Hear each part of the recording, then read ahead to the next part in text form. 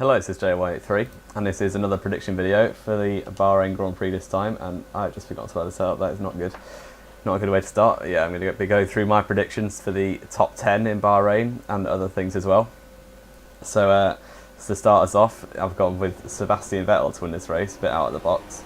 I say that, but actually it's not too out of the box, seeing as he's won one of the two races already this season. But yeah, Sebastian Vettel to win, in my opinion, with Lewis Hamilton about to be Bottas making up the podium.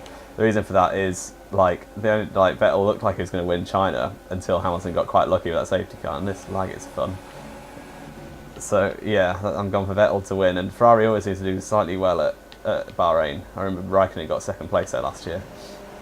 So yeah, Vettel to win with the two Mercedes rounding out the podium, followed by Kimi Raikkonen in fourth place. Because yeah, I just don't think he'll match his teammate again. I heard Arriva Beni has had a word with him because he's not actually doing very well so far. As Vettel's got first and second, I think Raikkonen's had two fourth places. I think I might be wrong about that, but yeah. So Raikkonen to get another fourth place as this lag is not good. And then Max Verstappen and Daniel Ricciardo to come next in fifth and sixth place, the two Red Bulls. It makes sense to put them there.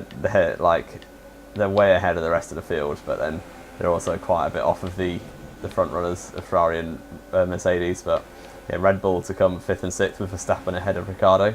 Obviously Verstappen got that podium last time out, which was pretty much just down to the rain helping him out basically.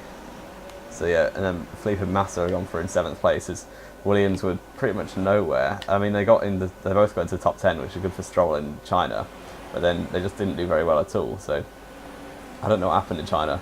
I wasn't actually able to catch the race watching it live, but I heard it on the radio. I'm not sure what happened to Massa, but yeah, he just weren't very good in China. So he'll be hoping to bounce back, and I've put him in seventh place for this time out. And then next up, I've got Romain Grosjean, who hasn't actually scored yet after his engine failure, and then that's a crash. Engine failure and then something else. I can't remember what happened to China. I just don't think he did very well.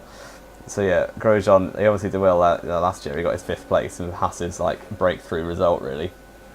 So Grosjean in eighth.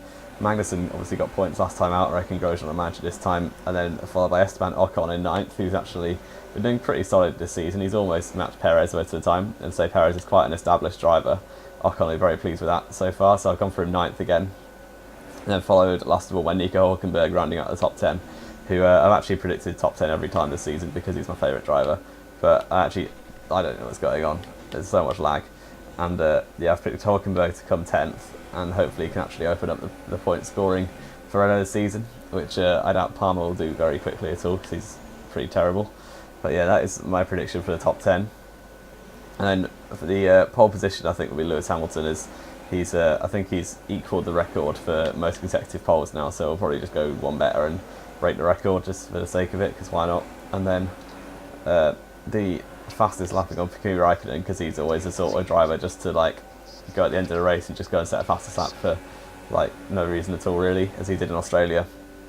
So yeah, I reckon Raikkonen will get fastest lap. And then position gained, I've gone for Romain Grosjean, as I've predicted him in the top 10. I don't think he'll qualify that highly, as the Haas doesn't seem that good in qualifying pace. Yeah, that is all of my predictions. I've not predicted either Toro Rosso or the Saubers obviously out in the top 10, and I've not predicted Sergio Perez, which is a bit of a surprise, but I reckon Ocon might just get the better of him this weekend, as this driver in front of me is going very slowly, but no, never mind. So that is the end of my predictions. And the last race in China, I didn't do a review on it because I was actually on holiday, so I was very listening to the radio, it sounded very much better than Australia, so very nice to see, as there was actually some overtaking. So it looks like it's not all bad. We all thought F1 was doomed after Australia, let's be fair.